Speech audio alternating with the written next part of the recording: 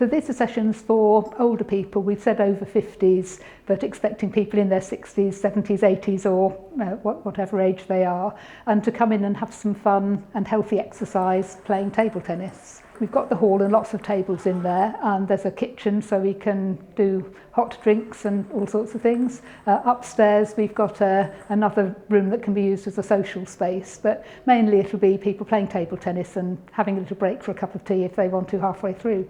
Table tennis is one of those sports that you can play if you're a complete beginner and come in and you can keep a ball on the table, and it can go through to somebody who wants to play really energetically and competitively. And I think this session particularly, we're encouraging people who are beginners and people who maybe haven't played for 30 or 50 odd years to come back and have a go, because as I say, it's really easy to pick up.